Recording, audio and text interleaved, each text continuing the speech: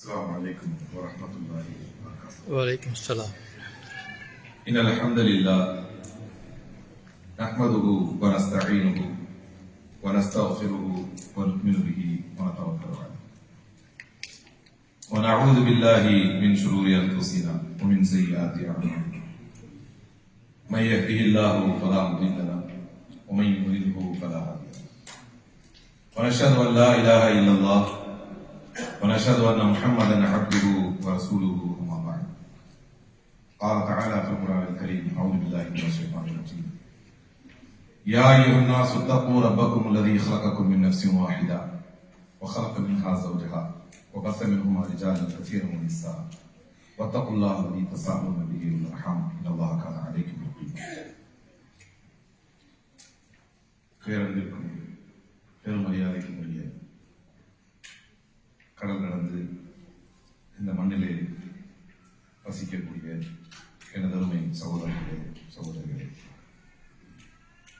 குறித்த நேரத்தில் முடிப்பார் என்று நம்பிக்கையோடு அழைக்கிறேன் என்று சொல்லியிருக்கிறார். I am always time concern. ஒரிப்பட வேண்டிய அவசியம் இல்லை. கூடுதலாக பேசி பொதுவாகவே பழக்கம் இல்லை, அதனால கவலை வேண்டாம். எல்லா சபைகளுக்கும் எல்லாத்துக்குமே இஸ்லாத்தை பொறுத்தவரை எல்லாத்துக்குமே ஒரு மாண்பு, ஒரு ப்ரொசீஜர் உண்டு.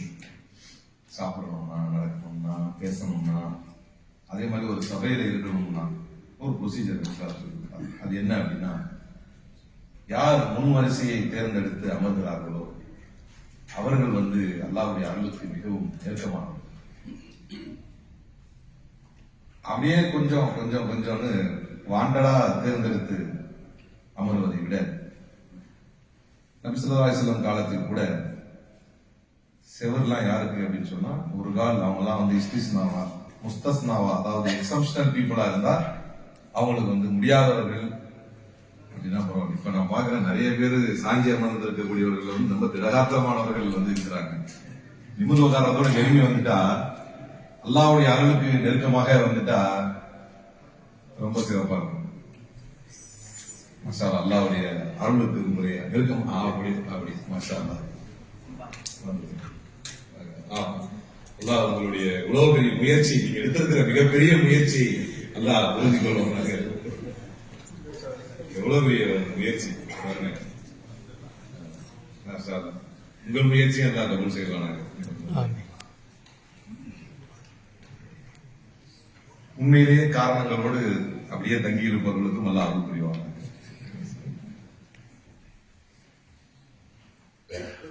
இப்ப எவ்வளவு அழகா இருப்பாங்க சபை. சொல்றதை ஃபாலோ பண்ணா எல்லாமே அழகா தான் இருக்கும். பெரும் மரியாதைக்குரிய ஷேக் அவர்கள் சொல்லும் போது சொன்னார்கள், சில விஷயங்கள் நான் சொல்வது ஜென்சிக்களுக்கு புரியாமல் இருக்கலாம் அப்படின்லாம் சில விஷயங்கள் சொன்னாங்க. நான் யோசித்தேன், நான் இதை சொல்லி ஆரம்பிக்கணும், இன்னைக்கு உள்ள இளைஞர்கள் அல்லது கல்வியை எதிர்நோக்கி இருக்கக்கூடியவர்கள் அவங்ககிட்ட இதை சொல்லி ஆரம்பிக்கணும் அப்படின்னு நினைச்சேன். அது நிச்சயமாக ஜென்சிக்கும் அடுத்த ஜெனரேஷன் மில்லினியா தானே, அவங்களுக்குமே அது எக்ஸாக்டா போடணும்னு நினைக்கிறேன். ஒரு ஊரில்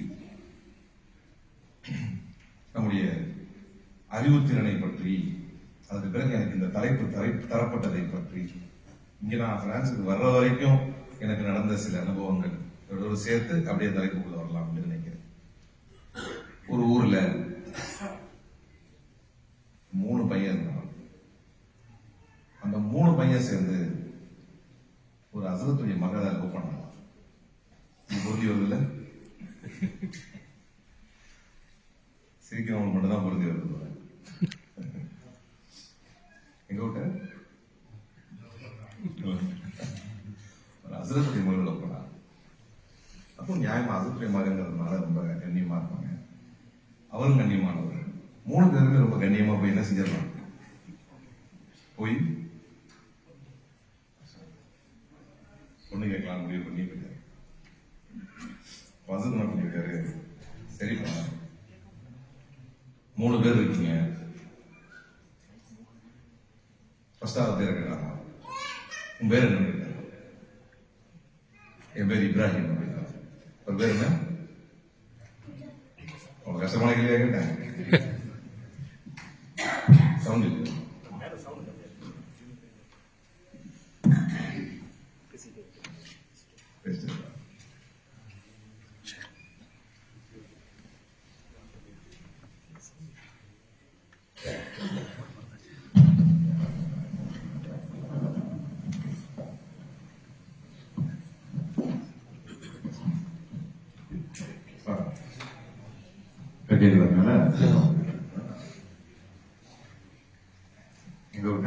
இப்ராஹிம். இப்ராஹிம் அப்ப என்ன சொன்னாங்க, உன் பேர் என்ன கேட்டுருக்க? என் பேர் இப்ராஹிம் அப்படின்னு. உனக்கு சூரா இப்ராஹிம் நீ மனப்பாடமா சொன்னா உனக்கு தர்றதை நான் கன்சிடர் பண்றேன் அப்படின்னா. ஃபார்ச்சுனேட்லி அவர் பேர் உள்ள சூறாங்கிறதுனால தட்டு தர மாதிரி தப்பு தவறமா சொல்லி முடிச்சிட்டார். அவர் வந்து இப்ப குவாலிஃபிகேஷன் லிஸ்ட்ல ஃபர்ஸ்ட்ல இருக்காரு. செகண்ட் ஒருத்தர் உன் பேர் என்ன கேட்டார்? என் பேர் யூனுஸ் அப்படின்னா. இப்ப என் பேர் யூனுஸ் அப்படின்னா. இப்ப என்ன சொன்னாரா? அவர் என்ன சொன்னார்? அதுக்கு நீ யூனுஸ் பேர்ல இருக்கு, நீ யூனுஸ் சூறாவை சொல்லிட்டா நான் கன்சிடர் பண்றேன். அவனும் தட்டு தரு மாதிரி தப்பு தவறுமா குறையா சொல்லி முடிச்சிட்டாரு. ஆக்சுவலா மூணாவது இருந்தார், அவர் பேர் யூசுப்.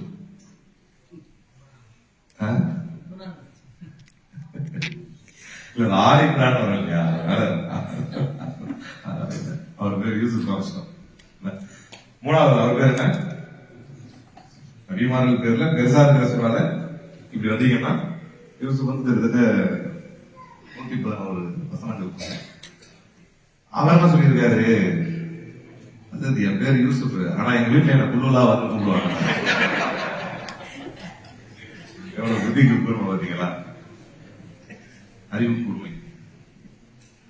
இந்த அறிவு கூர்மை உண்மையிலேயே எங்க பிரின்சிபல் இருக்காங்க, அப்துல் மசூத் ஜமாலி ஹஃபிதஹுல்லா. அவங்க அடிக்கடி சொல்லுவாங்க, குரானை மனனம் செய்பவர்களுடைய மனது வந்து கத்தி மாதிரி கூர்மையா இருக்கும் அப்படின்னு சொல்லுவோம் அடிக்கடி. உலகத்திலே யாருக்கும் கிடைக்காத ஒரு வாய்ப்பும் கூட. குறைந்தபட்ச மரணமாவது நம்மளுக்கு இருக்கணும், ஏன்னா நம்ம அந்த மெமரியில இருந்தா எடுத்து ஓதியா. அப்படி ஒரு அறிவுசார் சமூகம்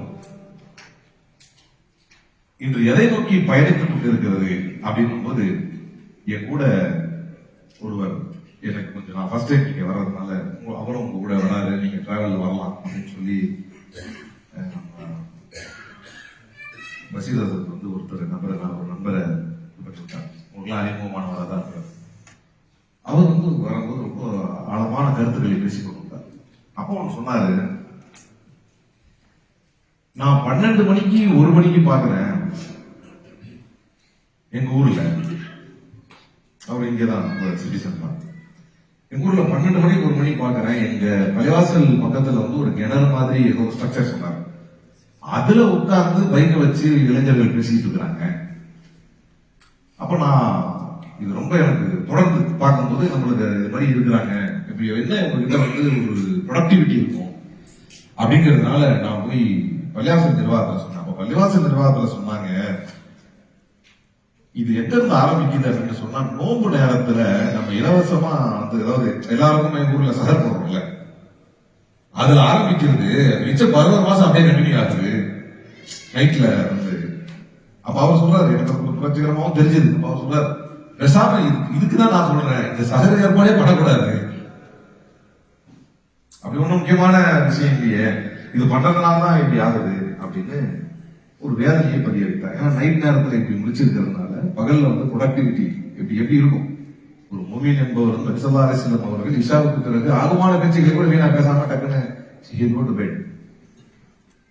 ஆனா இப்ப வந்து இந்த சமூகத்தில் ஒரு ப்ரொடக்டிவிட்டி என்பதே இல்லாம இருந்துச்சு. இப்ப நான் அந்த ரூம்ல இருந்து கரெக்டா இப்ப ரெடியாகி வரும்பொழுது ஒரு சகோதரர் அவ்வளவு வேதனையாக ஒரு கருத்தை பதிய வைத்தார்.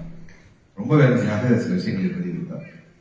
எனக்கு ஒரு நண்பர் இருக்கிறார், அவரு அதிகார ரீதியாக எந்த காவல்துறைக்கோ எந்த அலுவலகத்திற்கோ எங்கு போனாலும் அவர்களுக்கு ஒரு இருக்கக்கூடிய மரியாதை என்பது வேறு. ஆனால் நாம் தொடர்ந்து சமுதாய களத்திலும் அரசியல் களத்திலும் அறிவுசார் களத்திலும் கல்வி தளங்களிலும் நம்மை தவிர்த்ததுடைய விளைவு இன்னைக்கு அவர் ரொம்ப வேதனையா பதிவு வச்சார். அலுவலர் அவ்வளவுதான் பயங்கரமா உணர்ச்சிகரமா சொல்லிட்டு இருந்தார். அது எனக்கு டச் ஆயிடுச்சு. ஏன்னா அது உண்மை இருக்கு, அவர் அந்த வேதனையில உண்மை இருக்கு. அப்போ அவர் சொன்னார், என் நண்பர் அவர் உயர்ந்த பதவியில் இருக்கிறார், அவருடைய மகன் இருக்கிறார். அவர் அந்த உணர்வை மட்டும் இங்க பதிய வைக்கணும்னு நினைக்கிறேன். அதுல இருக்கிறவர் எவ்வளவு அது சரி தவறுன்றது அப்பாற்பட்டது. அந்த உணர்வை சொன்னதை அப்படியே பதிய வைக்கணும்னு நினைக்கிறேன். அது சார்ந்து இந்த தலைப்பு ரொம்ப கரெக்டா பொருந்தி வரும் நம்புறேன். என்னை அறிமுகம் இல்லை அவருக்கு. நீங்க ஏதாவது கட்சியில இங்க இருப்பீங்களா என்னன்னு தெரியல. ஏன்னா உங்களை நீங்க பேசாம இருக்கீங்க, உங்ககிட்ட இதை பகிர்ந்துக்கணும்னு நினைச்சேன் அப்படின்னு சொன்னார்.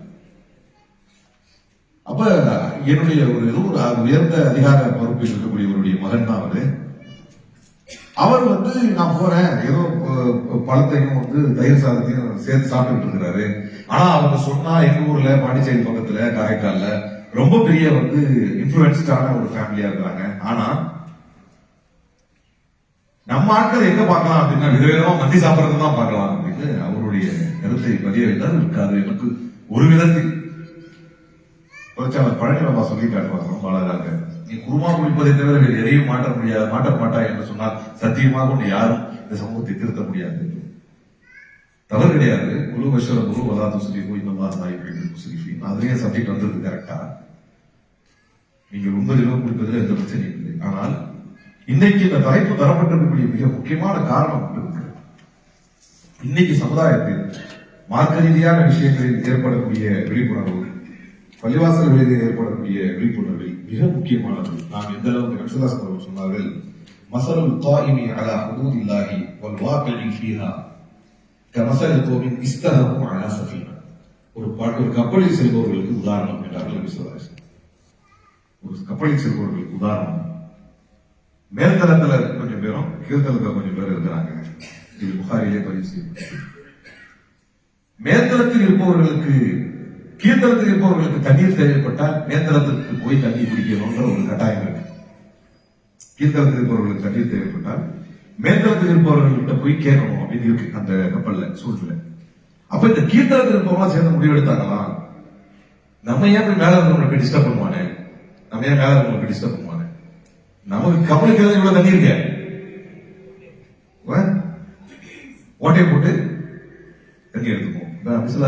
இந்த கீழ் மேல் இருப்பவர்கள் கீழே இருப்பவர்கள் ஓட்ட போறான் நமக்கு என்ன என்று இருந்தா என்ன ஆகும், மொத்தத்துக்கு சேர்த்தா பாதிக்கணும். இப்படித்தான் இறை விதிகளாகட்டும் தீமைகளை தடுப்பதாகட்டும் நீங்கள் எதை இந்த மக்களுக்கு கொண்டு போய் சேர்க்க வேண்டுமே அதை சேர்ப்பதாகட்டும் நீங்க இது எல்லாத்திலையுமே சேர்ந்துதான் இந்த மக்கள் மன்றத்திலே பயணிக்க வேண்டியது இருக்கிறது.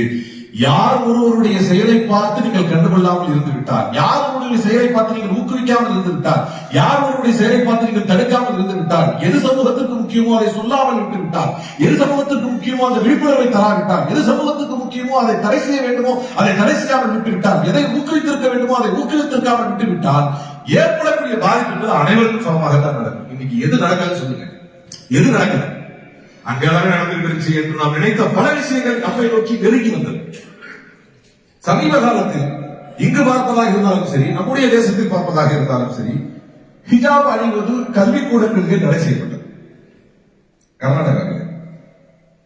அப்படி கர்நாடகாவில் தடை செய்யப்பட்ட போது 129 பக்க ஜட்ஜ்மெண்ட் வந்துச்சு.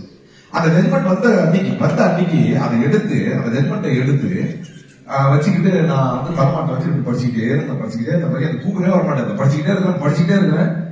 அந்த 129 பக்கம் அந்த பேப்பரு அப்படியே கசக்கி தலை இந்த பக்கம் அந்த பக்கம் காலைல வஜ்ரி எழுதிக்கணும், இந்த பக்கம் அந்த பக்கம் எல்லாம் மாறி இருக்குது.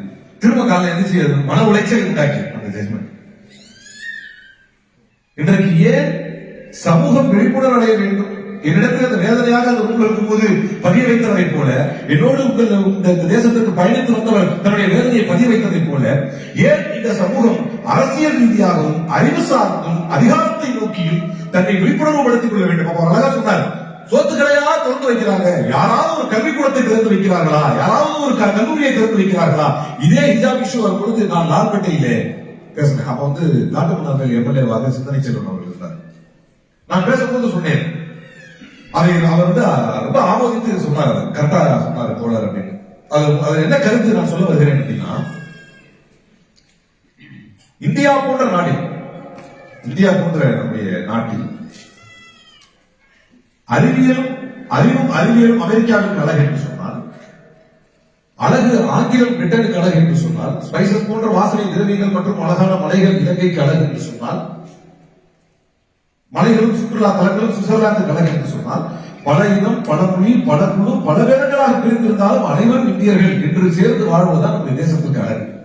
யூனிட்டி டைவர்சிட்டி இருக்கும். ஆனால் இன்றைக்கு பிரச்சனை என்னவென்று சொன்னால், ஒரு குறிப்பிட்ட ஹிஜாபை அணிந்து வரக்கூடிய இஸ்லாமிய பெண்கள் ஹிஜாபை அணிந்து வருவதால் யூனிஃபார்ம் பாதிக்கப்படுது என்று சொல்லும் பொழுது, every single citizen of India has got the right to profess, practice, propagate his own religion. இது இந்தியாவுடைய அரசியலமைப்பு சட்டத்தினுடைய உரிமை, freedom of religion.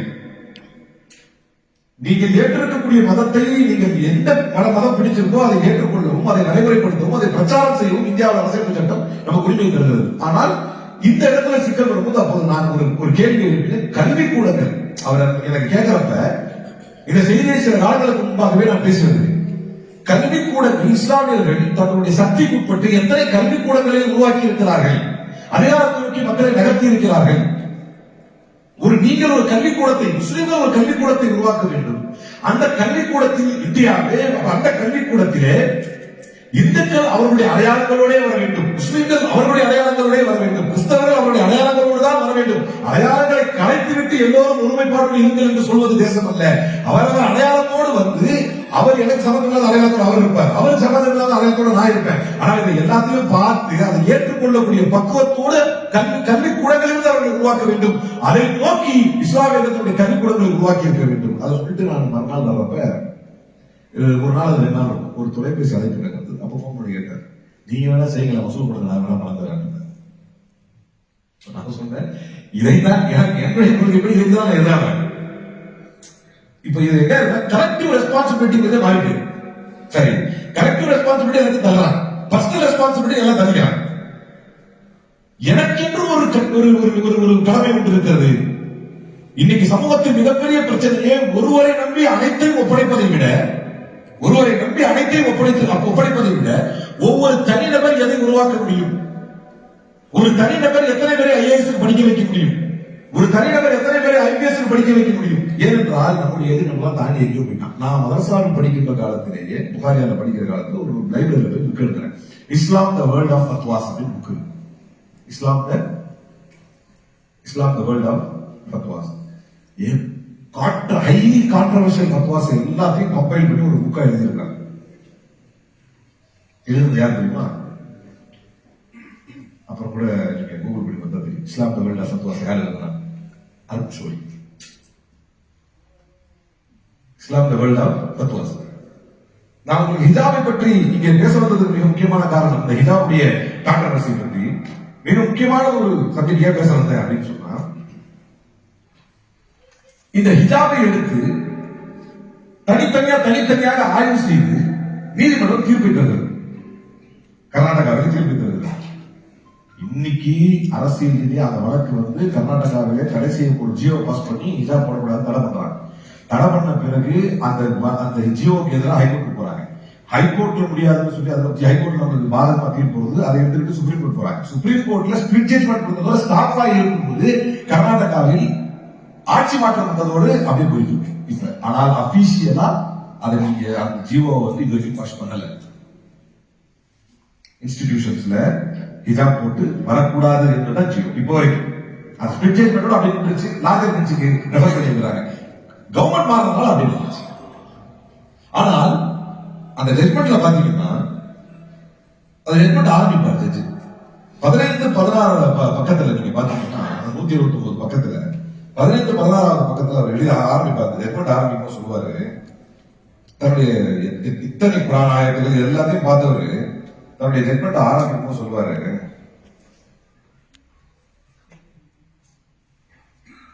Starting point, this judgement we decide to begin with what Sarah Slinger from Centralia, Illinois concluded her well-researched article, Veiled Women, Hijab, Religion and Cultural Practice 2013. First எடுத்த உடனே எந்த புத்தகத்தை எடுத்து வரார் அப்படின்னு சொன்னா, யார் காலம் பூரா இந்த ஹிஜாபுக்கு எதிராகவே வாழ்ந்து வருகிறார்களோ அவர்களுடைய ஒரு சப்ஜெக்டை கொண்டு வந்து சாராஸ்திரிகள் என்ன சொல்லியிருக்கிறார் ஹிஜாபை பற்றி என்று ஆரம்பிக்கிறார். அப்படி ஆரம்பித்து ஹிஜாபுக்கு எதிராக அவர் சொல்லக்கூடிய கருத்துக்களை எல்லாத்தையும் ஆரம்பிச்சு ஒன்னொன்னா அவருடைய ஆய்வு கட்டுரையுடைய முடிவு என்று ஆரம்பித்து அதை சொல்லுகிறார். இப்படியே 39வது பக்கத்தில் அந்த ஹிஜாபுடைய வழக்கில் 39வது பக்கத்தில் அவர் பேசுகிறார். ஏன்னா இன்னைக்கு நிறைய பேர் பார்க்கணும், எங்க அலுவலகத்துல நிறைய பெண் அட்வொகேட்ஸ் உண்டு, விமன் அட்வொகேட்ஸ் நம்ம ஆபீஸ்ல நிறைய உண்டு. எங்க நம்முடைய சட்ட அலுவலகத்தில் இந்தியாவில் நம்ம கிட்டத்தட்ட 20க்கும் மேற்பட்ட வழக்கறிஞர்கள் இருக்கிறாங்க, பணிபுரிகிறாங்க, ஜூனியர்ஸா இருக்கிறாங்க. அதுல நேற்று முந்தாயத்து எலெக்ஷன் இல்லையா, அப்ப நேற்று ஒரு பேச்சுவார்த்தை போயிருக்கு ஆபீஸ்ல. போனப்ப நம்ம யாரையும் கட்டாயப்படுத்தியோ நிர்பந்தமும் பண்ண முடியாது இல்லையா. நம்ம ஆபீஸ்ல இருக்கிற முஸ்லீம் வழக்கறிஞர்கள், பெண் வழக்கறிஞர் ஒரு வார்த்தையை சொல்லியிருக்கிறார், மாற்றம் வேணும் தானே, நாங்க தற்கொலையா இருந்துட்டு போறோம். டீட்டெயிலா சொல்ல வைக்கிறேன், மாற்றம் வேணும் தானே, நாங்க தற்கொலையா இருந்துட்டு போறோம். இது என்ன அப்படின்னா, என்ன ஆபத்தை நோக்கி நகரணுங்கிறதுக்கான எந்த ஐடியாவும் கிடையாது. நான் இதை பலமுறை அரசியல் மேடைகளிலும் சமூக மேடைகளிலும் சமுதாய மேடைகளிலும் பதிய வைத்திருக்கிறேன். நான் அரசியல் ரீதியாக கிட்டத்தட்ட முதல்வர் அவர்களோடு கூட பயணம் செய்திருக்கிறேன். நம்முடைய ராகுல் காந்தி அவர்கள் சென்னைக்கு வரும்பொழுது அவருடைய ஆங்கில மொழியை நான் தான் மொழிபெயர்த்து தமிழில் கொடுத்திருக்கிறேன். ஆனால் இதுவரை அரசியல் ரீதியாக யாரிடத்திலும் இதே மசிதில் இருக்கிறேன், இறைவன் மீது ஆணையிட்டு சொல்கிறேன், எந்த ஒரு சின்ன லாபத்தை யாரும் அடைஞ்சதில்லை. நம்முடைய நோக்கம் இன்றைக்கு சமூகத்துக்கு எது சரியாக இருக்கும். அப்ப இன்றைக்கு இஸ்லாமிய பெண்கள் குறிப்பாக அந்த ஹிஜாப் வந்து ஸ்டார்ட் பண்ணலாம் அப்படின்னு ஸ்டார்ட் பண்ணலாம். நாம் அணியக்கூடிய ஹிஜாபை யார் ஆய்வு செய்திருக்கிறாரோ இல்லையோ, நம்ம எதிர்க்கக்கூடியவர்கள் இதை இல்லாமல் ஆக்க வேண்டும் என்று நினைப்பவர்கள் அதை தெளிவாக ஆய்வு செய்கிறார்கள். அதற்கு எதிராக என்னென்ன சர்ச்சைகளை கிளப்ப வேண்டுமோ, அதை கொண்டு வந்து நிறுத்த வேண்டுமோ எல்லாவற்றையும் மிக தெளிவாக செய்கிறார்கள். அப்ப பாத்தீங்கன்னா இந்த ஹிஜாபுக்கு எதிராக 7 பேர் வழக்கு கொடுக்கிறார்கள். அந்த 7 பேரும் மறுமுடிக்க பித்தாளுடைய டிரான்ஸ்லேஷன் கொண்டு வந்து கொடுக்குறாங்க, இன்னொருத்தருடைய டிரான்ஸ்லேஷன் கொண்டு வந்து கொடுக்குறாங்க. இப்படி எல்லாம் குரான்ல இருக்குது. ஏன்னா எசென்சியல் ரிலீஜியஸ் பிராக்டிஸ் நான் சொன்னேன் இல்லையா, இந்தியாவுடைய அரசியல் சட்டம் என்ன சொல்லுது அப்படின்னா, யாருக்கு எந்த மதம் பிடிக்கிறதோ அதை ஏற்பதற்கும் அதை நடைமுறைப்படுத்துவதற்கும் அதை பிரச்சாரம் செய்வதற்கும் அனுமதி உண்டு அப்படின்னு போது, எனக்கு பிடிச்சிருக்கு இஸ்லாம், நான் ஏத்துக்கிட்டேன், அதுல உள்ள நடைமுறை வந்து ஹிஜாப் அணிகிறது, நான் அணிஞ்சுக்கிட்டேன், என் எப்படி தடுக்க முடியும்? இந்த கேள்விக்கு என்ன பதில்? இதுக்கு பதில் தருவது நீதிமன்றம். நீங்கள் விரும்புகிற மார்க்கத்தை ஏற்பதற்கும் அதை நடைமுறைப்படுத்துவதற்கும் அப்படின்னு வரும்பொழுது ப்ரொஃபஸ் ஓகே, அது உங்களோட போயிடுச்சு. டு பிராக்டிஸ் பண்ணும்போது அது கம்யூனிட்டி வந்துருச்சு. அப்ப நீங்க அதை நடைமுறைப்படுத்தும் பொழுது it should be essential practice of the religion. அதை விட்டுட்டா அந்த மதத்துல அந்த சப்ஜெக்டே போயிடும். தொழுக, நோம்பு, அந்த மாதிரி எசென்சியல் பிராக்டிஸா இருக்கும். வியரிங் ஹிஜாப் எசென்சியலா இல்லையா அப்படின்னு ஒரு கிளாஸே நடத்துறாரு ஜட்ஜ். ஆனா இவ்வளவு பெரிய சப்ஜெக்ட் நம்ம நடந்திருக்காங்க. கர்நாடகாவில் இருக்கக்கூடிய முஸ்லிம் விஷயம் தெரியாது, அதான் ஹைலைட். ஒரு விஷயத்தை எடுத்தா எப்படி கிராஃப்ட் பண்றாங்க, ஏன் இன்றைக்கு சமூகத்தில் இது போன்ற விழிப்புணர்வுகள் தேவைப்படுகிறது? 17 வயது உள்ளவர்கள் எத்தனை பேர் திருமணம் முடிக்கும் பொழுது பிரச்சனையாகிறது, திருமணம் முடிக்கிறாங்க, போறாங்க வர்றாங்க, ஒரு முறையாக சட்டம் அனுமதிக்கப்படுகிறதா இல்லையா, ஊர் சைடுலாம் நிறைய நடந்துட்டு இருக்குது. ஒரு டிஸ்ட்ரிக்ட்ல ஒரு திருமணம் நடக்கிறது, அந்த இஸ்லாமிய வீட்டிலே புகுந்து அந்த திருமணத்தை தடுக்கிறார், தடுத்து நிறுத்துகிறார், பிடிச்சிட்டு வர்றாரு, கைது பண்ணி தூக்கி போறாரு, மாமல குடும்பத்தை கைது பண்ணி தூக்கி போறாரு, பொண்ணு குடும்பத்தை கொண்டு போய் ஹோம்ல அழைக்கிறாரு. அவருடைய பெயரை பார்த்தால் தர்வேஸ் அகமது என்கின்ற ஒரு முஸ்லிம் தலைவராக இருக்கிறார். இதற்கு காரணம் என்ன அப்படின்னு சொன்னா, ப்ரொபோர்ஷனேட் வைஸ் எந்த இடத்தில் முஸ்லிம்கள் அதிகார மையத்தில் இருக்கிறார்களோ அவர்களுடைய எண்ணிக்கை குறைவாக இருப்பதால் அவர்கள் அந்நியப்பட்டு போகிறார். அவங்க ஈஸியா காரணம் பண்ணுறாங்க. அப்ப இந்த சமூகம் ஒவ்வொரு தனிநபரும் எத்தனை பேரை உருவாக்கி இருக்க வேண்டும் என்கிற கடமை இருக்கிறது. பாபர் மசூதி இடிக்கப்பட்ட போது இப்ராஹிம் கமிஷனுடைய அறிக்கை சொன்னது. இப்ராஹிம் கமிஷனுடைய அறிக்கை ரொம்ப அழகாக, கிட்டத்தட்ட இந்தியாவிலேயே அதிக நாட்கள் எடுத்துக்கொண்ட கமிஷனுடைய அறிக்கை வந்து இப்ராஹிம் கமிஷன் அதிக வருடங்கள் எடுத்து சமர்ப்பித்தது. அதில் மிக முக்கியமான செய்தி என்னவென்று சொன்னால், இப்ராஹிம் கமிஷனுடைய அறிக்கை என்ன சொன்னது என்று சொன்னால், தினந்தோறும் அவரிடத்திலே காதில் ஓதப்பட்டுக் கொண்டே இருந்தது. சூப்பர் அழகா சொல்வார், இடித்த கைகளுக்கும் இடிபட்ட கட்டிடத்துக்கும் எந்த தொடர்பும் அன்பாகவும் இல்லை, கோபத்தோடும் இல்லை. அந்த மசீத் அவங்களுக்கு பிடிக்கவும் செய்யாது, வெறுக்கவும் செய்யாது. ஆனா இடிச்சாங்க எப்படி அப்படின்னு பதில் சொல்றாரு இப்ராஹிம் கமிஷன். என்ன ஒரு கும்பல் போய் தான் இடிச்சுங்க, ஒரு கும்பலா தான் இடிச்சாங்க.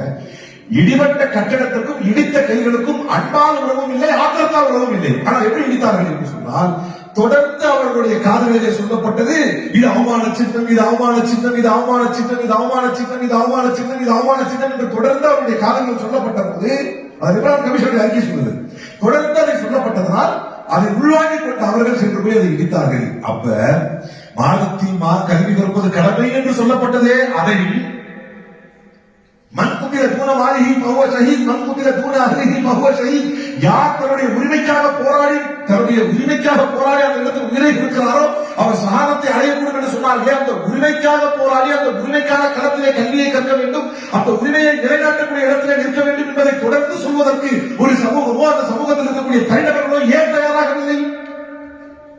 இன்றைக்கு ஒரு இஸ்லாமிய ஒரு ஊரிலே போலீஸாக இருந்தால், இன்ஸ்பெக்டரா இருந்தால், ஒரு இஸ்லாமிய ஊரிலே டிஎஸ்பி ஆகோ எஸ்பி ஆகோ அல்லது டிசி ஆகோ கமிஷனராகவோ இருந்தால், கலெக்டராகவோ இருந்தால் பாதிக்கப்பட போகுது அந்த ஊர்ல முடிச்சுட்டு. ஏன்னா அவரை நியூட்ராலிட்டியை காட்டுறதுக்கு அவர் ரொம்ப கஷ்டப்படும். அதற்கு காரணம் என்னன்னா எண்ணிக்கை கிடையாது. ஆனால் எங்கிருந்தால் நமக்கு என்ன, நாம் நல்லபடியாக இருக்கிறோமா, சம்பாத்தியம் தான் உண்டு தன் வீடு என்பால் சின்னதொரு கழுகு போல் உள்ளம் கொண்டால் என்று தமிழிலே சொல்வார்கள். من خير معاش الناس لهم رجل ممسك عنان فرسه يطير على متنه كلما سمع هيئة أو فزعة طال عليه يتمنى الموت والقتل رحمه الله صلى الله عليه وسلم. பூமியில் வாழக்கூடிய வாழ்க்கையிலேயே சிறந்த வாழ்க்கை ஒரு சமூகத்துக்கு எப்போது ஏற்படும் என்று சொன்னால், மின் கைரி மகாஷி நாசிலகும் ரஜுலன், ஒரே ஒருவன் இருப்பான். அவன் எப்படிப்பட்டவனாக இருப்பான்? மின் கைரி மகாஷி நாசிலகும் ரஜுலன் மும்சிக்கு அனான ஃபரஸிஹி யதீரு அலா மத்னிஹி, தன்னுடைய குதிரையின் கெரிவாளத்தை பிடித்துக் கொண்டிருப்பான், சமூகத்தையே சுற்றி சுற்றி வருவான். இந்த சமூகம் பாதுகாப்பாக இருக்கிறதா, இந்த சமூகத்திற்கு அனைத்து நலன்களும் சிறப்பாக கிடைக்கிறதா, இந்த சமூகத்துக்கு எதிர்ப்பு எதுவும் இருக்கிறதா, இந்த சமூகம் தாக்குதலுக்கு உள்ளாகிறதா என்ற எண்ணத்தோடு சிந்தனையோடு பொழுதினமும் அனுதினமும் இதையே யோசித்துக் கொண்டிருப்பான். அவன் எப்படிப்பட்டவனாக இருப்பான்? சுத்திட்டே இருப்பான். இந்த சமூகத்துக்கு எதிரான தாக்குதல்கள் வந்தது, இந்த சமூகத்துக்கு எதிரான விமர்சனங்கள் எழுந்தது, இந்த சமூகத்திற்கு எதிரான நடவடிக்கைகள் நடந்தது என்று சொன்னால் அந்த இடத்துக்கு வளர்ந்து செல்வான். எதற்கு? அந்த இடத்தில் நாம் கொல்லப்பட்டாலும் வெட்டப்பட்டாலும் பரவாயில்ல, இந்த சமூகத்தில் உரிமைக்காக நிற்கணும் அப்படின்னு ஒருவன் இருந்தால் அது கைரி மகாஷி நாசத்தை நாங்கள் சொல்லலாம். அப்போ இந்த சமூகத்தில் ஒருவர் கூட இல்லை சேர்த்து அதை உருவாக்க வேண்டிய கடமை தனிநபர்களின் கடமை. இன்னைக்கு நான் அழுத்தமாக இந்த இடத்துல பதிவு வைக்க விரும்புவது, எல்லாருக்கும் ஒரு குழு இருக்கு அப்படின்னு நம்ம சமுதாயம் நினைக்கிறேன். இதை செய்யணுமா, ஓகே ஜகாத் செய்யணுமா, அதுக்கு ஒரு குழு இருக்கு, அதை கொடுப்போம். ஓகே நல்லது பண்ணணுமா, இந்த குரான் ஓதுறதுக்கு ஒரு குழு இருக்கு, அவங்கள்ட்ட கொடுத்துருவோம். ஓகே கல்விக்கா, அதுக்கு ஒரு குழு இருக்கு, கொடுத்துருவோம். டைரக்டா கம்யூனிட்டியில கனெக்ஷனே இல்லாம போயிடுச்சு. அரசியல் ரீதியாகவும் அதிகார ரீதியாகவும் ஒரு நபரை ஒவ்வொரு நபர்களும் தத்தெடுத்து உருவாக்க வேண்டிய கட்டாயத்தில் நாம் இருக்கிறோம். ஏன்னா நம்முடைய எதிரி நம்மை விட பன்மடங்கு முன்னாடி போய்கிட்டு இருக்கிறான். எந்த அளவுக்குன்னா நீங்க சொன்னா ஆச்சரியப்படுவீங்க.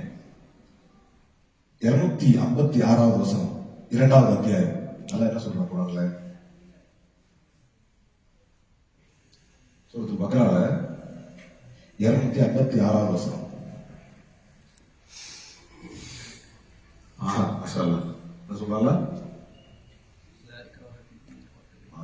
உங்களுடைய அறிவை ஆற்றலை அதிகப்படுத்துவாங்க. என்ன சொல்றான்?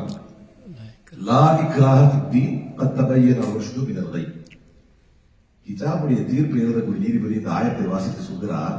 படிச்சு பார்த்துக்க, இந்த ஆயத்தை வாசித்து சொல்கிறார், லா இக்ராஹ ஃபித்தீன் என்று வருகிறது. 64வது பக்கத்தில் இது வருது செய்தி. லா இக்ராஹ ஃபித்தீன், இந்த மார்க்கத்தில் கட்டாயங்கள் கடமைகள் எதுவும் இல்லை என்று இஸ்லாம் சொல்வது, அதனால் ஹிஜாப் கடமை இல்லை என்கிறார். இதை எதிர்க்கக்கூடிய வழக்கறிஞர்கள் டிரான்ஸ்லேஷன் கொடுக்கிறார். அப்ப அவர் சொல்றாரு, சாமான வழக்கிலேயே ஏற்றுக்கொண்டது அப்துல்லா யூசுப் உடைய டிரான்ஸ்லேஷன் மட்டும்தான். அந்த டிரான்ஸ்லேஷன் படி மார்க்கத்தில் கட்டாயம் இல்லை, ஹிஜாப் என்பது கட்டாயம் இல்லை என்று சொல்கிறார். ஓ, இந்தந்த கோணங்களில் தான் இதை தடை செய்யப்பட்டதா என்று கேட்பதற்கோ மக்களிடத்தில் எடுத்து செல்வதற்கோ சமூகத்தில் எத்தனை நபர்கள் தயாராக இருக்கிறார்கள்? ஏன்னா இந்த தலைப்பு இன்னும் உள்ள மக்களுக்கு பேசும்போது அது இன்னும் ஆக்டா புரியுங்கிறதுனாலதான் ஹிஜாப் ஸ்டார்ட் பண்ண. குர்ஆனுக்கான விளக்கங்கள் அது அல்லாஹ் என்ன சொல்றாங்க? வாரத்தில் கடமை இல்லை, 10 பையன் அனுஷ்டுமில்லை வரை வழிகேடு வேற நேர்வழி வேற தனித்தனியா பிரிச்சாச்சு, இதுல கட்டாயம் கிடையாது அப்படி. இன்றைக்கு 370 ஆர்டிகிள், காஷ்மீருக்கு எதிரான 370 ஆர்டிகிள் ரிவோக் செய்யப்பட்டால், சிஏஏ என்று முஸ்லிம்கள் குடியுரிமை பெறுவதற்கு எதிராக ஒரு சட்டங்கள் கொண்டு வரப்பட்டாலும் அதை எதிர்த்து இன் எஜுகேஷன் இன் ப்ராட்டஸ்ட் தன்னுடைய ஐஏஎஸ் பதவிகளை ராஜினாமா செய்யக்கூடியவர்கள் சசிகாந்த் செந்திலாகவும் கண்ணன் கோவிநாதன் தான் இருக்கிறார்களே தவிர இங்கு எங்கே இஸ்லாமியர்கள் இருக்கிறார்கள் தெரியவில்லை. அதை எதிர்த்து ராஜினாமா பண்றார். பில்கிஸ் பானு என்கின்ற பெண் கற்பழிக்கப்பட்டு உருவமான முறையிலே கற்பழிக்கப்பட்டு எந்த அளவுக்கு என்றால் அந்த சொல்றாங்க, என்னுடைய தாய் இருந்தாங்க என் கூட, அந்த அம்மாவுக்கு குழந்தை பேத்தியெல்லாம் எடுத்து தாய் அந்த அம்மா, அந்த அம்மாவை தொடர்ந்து வன்புணர்வு செய்ததுனால அந்த அம்மா வந்து ரத்தப்போக்கா உதிரப்போக்கா அங்கேயே இறந்தாங்க. ஆனா இப்போ திரும்ப யோசிக்கிறேன், இதெல்லாம் சொல்லியும் நம்ம ஆபீஸ்ல இருக்கக்கூடிய ஒரு பிள்ளை நம்ம யாரை போட்டு வன்பு பண்ண முடியாது. I usually declare our office is run by Ambedkar Executive Values அப்படி இருந்தாலும் நம்ம ஒரு தாக்கத்தை ஏற்படுத்த மறந்து விட்டோமா? இப்படி ஒரு வார்த்தை, நாங்க தற்கொலையாவே இருந்துட்டு போறோம், நாங்க போட்டுக்கிறோம் ஓட்டு அப்படிங்கிறாங்க. நாம் எந்த ஒரு ஆபத்தை சொல்கிறோம் அரசியல் ரீதியாக என்றால், ஒரு பெண் இதே சட்ட விஷயத்துல தான் நம்ம சொல்லுது, என்னுடைய சகோதரி பேர் ஷமீம், ஷமீம் உள்ள பெற்று 3 மாசம் ஆச்சு, 3 மாசம் உள்ள பெற்றோட கட்டியிருக்கோம். அந்த பெண்ணை தொடர் வன்புணர்வு செய்து அந்த ஏற்கனவே உதிரப்போக்கு நிஃபாஸ் தாக்கி விடும், அப்பதான் தாங்கி வந்தது, தொடர் உதிரப்போக்கால் அந்த ஸ்பாட்லயே விட்டு அவங்க அம்மாவையும் தொடர்ந்து வன்புணர்வு செய்ததுல அவங்களும் அந்த ஸ்பாட்லயே விட்டு வீட்டில் இருக்கிற ஆம்பளைங்களை முட்டி போட வச்சு எல்லோரையும் வெட்டி அப்படியே அங்கேயே போட்டு இந்த அம்மா வந்து கடுமையான உதிரப்போக்கு தொடர்ந்து வன்புணர்வு செய்தோம் சொல்றாங்க. சாச்சா விட்டுருங்க, மாமா விட்டுருங்க அப்படின்னு நான் கத்துனேன். ஏன் அப்படின்னா என்னை கற்பழித்தவர்கள் எல்லாம் எங்க பக்கத்து வீட்டில் நாங்க பால்கார குடும்பம், எங்ககிட்ட பால் வாங்க வரக்கூடிய மெடிக்கல் ஷாப் வைத்திருந்தவர்கள், ஃபேக்டரி ஸ்டோர் வைத்திருந்த மாமாவும் சாச்சாவும் இவர்களும் தான் எங்களை தாக்கினார்கள். இது யதார்த்தம். இஸ்லாத்தை யார் எதிர்ப்பார், இஸ்லாத்தை வந்து யார் தான் ஏற்றுக்கொள்வார், எப்படிதான் அப்துல்லா பின் சலாம் வரலாறு நம்ம படிக்கலையா, அவரு அப்துல்லா பின் சலாம் ரலியல்லாஹு வரலாறு நம்ம படிக்கலையா? அப்ப எல்லாம் தெரிஞ்சவங்க அந்த சொல்லுது, என்னை இப்படி உணவு செய்கிற அந்த நேரத்தில் நான் வந்து சாச்சா விட்டுருங்க மாமா விட்டுருங்க கத்துனேன். ஏன்னா எல்லாருமே எனக்கு தெரிந்தவர்கள், எல்லாரும் எனக்கு அறிமுகமானவர்கள். என்னாச்சு அப்படியே நிலக்குத்தி தலை அப்படியே நிலக்குத்தி அதிகப்படியான இதுல அப்படியே கண்ணு நின்றதுனால செத்துச்சு நினைச்சு இந்த அம்மா மட்டும் விட்டான். ஆனா அந்த அம்மா அப்படியே அந்த அதுக்கப்புறமா பல மணி நேரம் கழிச்சு எந்திரிச்சு வெளியே வந்து, இதுல ஒரு ஹைலைட் என்னன்னா, எந்திரிச்சு வெளியே வந்து இதற்காக போராடி 2002 நடந்த இந்த அநீதிக்கு நீதிமன்றம் சென்று, அப்ப ஆக்சுவலா அவங்க வந்து கேம்ப் கூட்டு போனாங்க. கேம்ப் கூட்டு போனா தான் புள்ள சாலியா, அவங்க மக 3 வயசு புள்ள சாலியா கண்ணு புள்ள அடிக்கலாம், அடிச்சு ஒத்த அடி அந்த புள்ள அடி அப்படி அடிச்சு அவங்க வீட்டுக்கார சொல்றாரு, அவங்க வீட்டுக்கார சொல்றாரு, திடீர்னு நைட்டு சாலியான எந்திரிப்பா என் மனைவி, ஏன்னு கேட்கிறோம். இல்ல சாலியா எனக்கு கட்டுனால நடந்ததுல பிடிச்சிட்டு கட்டுனால அடிச்சு, அப்ப அவங்க வந்து பதறி எந்திரிப்பாங்க. இதெல்லாம் வந்து அந்த ட்ராமா அப்படியே அவங்க ட்ராமடைஸ்ட். பக்கத்துல லோஹாட் அப்படிங்கிற இடத்துல வந்து ஒரு எஸ்பி வராரு, இவங்களை வந்து கேம்ப் கூட்டு போனான். அந்த கேம்ப் கூட்டு போனா சோமாபாய் அப்படிங்கிற கான்ஸ்டபிள் என்ன பண்ற எல்லாத்தையும் எழுதுறாரு. அப்படியா நடந்துச்சா ஓகே எல்லாத்தையும் எழுதுறாரு. நான் ஏற்கனவே சொல்றேன், மாமா சாச்சா எல்லாருடைய பேரும் தெரியல, எல்லா பேரையும் சொல்றாங்க. எல்லாத்தையும் எழுதிட்டு அன்ஐடென்டிஃபைடு அக்யூஸ்ட் எழுதுறாரு. வாங்கி பார்த்துட்டு பேரே இல்லையே, வேற ஒண்ணு காரணம் கிடையாது, முஸ்லிம்கள் மட்டும் தான் காரணம். அப்ப இந்த சமூகம் இப்படித்தான் இருக்கும்னு நகரப் போகுதா, இல்லை இதை எதிர்த்து இதை மாற்றுவதற்கு விழிப்புணர்வு கொண்டு என்ன செய்ய வேண்டும் என்பதை நோக்கி நகரப் போகிறதா இருக்கு. அப்ப இது எழுதல அதுக்கப்புறம் கேம்புக்கு போய் அந்த கேம்ப்ல கலெக்டர் கிட்ட சொல்லி, கலெக்டர் திரும்ப டாபோட எஸ்பிக்கு சொல்லி, எஸ்பி கிட்ட திரும்ப எழுதி கம்ப்ளைண்ட், திரும்ப போய் நம்ம கம்ப்ளைண்ட் கொடுக்குது, திரும்பவும் பேர் இல்லை யாருக்கு எழுது. அதற்கு பிறகு சில என்ஜிஓஸை அழைத்துக் கொண்டு சுப்ரீம் கோர்ட்டுக்கு போறாங்க. 2002 நடந்ததற்கு 2003, 2004, 2005, 2004 பிறகு ஆட்சி மாறுகிறது. இந்த வழக்கை வந்து சிபிஐ விசாரிக்கணும் அப்படின்னு ஆர்டர் வாங்குறாங்க. சிபிஐ வந்து குஜராத் வச்சு விசாரிக்க கூடாது அப்படின்னு ஆர்டர் வாங்கி மகாராஷ்டிராவுக்கு மாற்ற வந்தாங்க. மகாராஷ்டிராவுக்கு மாறுது. மகாராஷ்டிராவுக்கு மாறினது இந்த bodies were execute, the matter was handed over to CBI. சிபிஐக்கு கொடுத்த உடனே சிபிஐ என்ன பண்ணாங்கன்னா புதைத்த உடல்கள் எல்லாம் திருப்பி எடுக்கணும் அப்படின்னு போறோம். போய் யார் யாரெல்லாம் புதைச்சாலும் கூட இருந்து எடுக்கலாம் அப்படின்னு சொல்லி தோண்டி எடுக்கலாம். தோண்டி எடுக்கும்போது தான் புதைச்சவனை கூட்டு போகும்போது கவர்மெண்ட் அபிஷியல்ஸ் முன்னால எப்பவுமே இந்த மாதிரி பாடிஸை புதைக்கணும்னு சொன்னா சொல்றது டாக்டர்ஸ் இருக்கும், கவர்மெண்ட் டாக்டர்ஸ் இருக்கும், அந்த புதைச்ச ஆளுங்க இருப்பாங்கல்ல சில வேலை பார்க்கறவங்க, அவங்க யார் முன்னிலையில புதைக்கப்பட்டுச்சோ எல்லாரையும் கொண்டு வந்துச்சு புதைச்சு எடுக்கிறான் எடுக்கும் போது சொல்றான் இவர்தான் எங்கேயும் எந்த பிணத்துக்கும் தலை இல்லை. நீங்க திரைப்படங்களிலே பார்த்திருப்பீங்க, தலைங்கிறது இதுல ரொம்ப முக்கியமானது.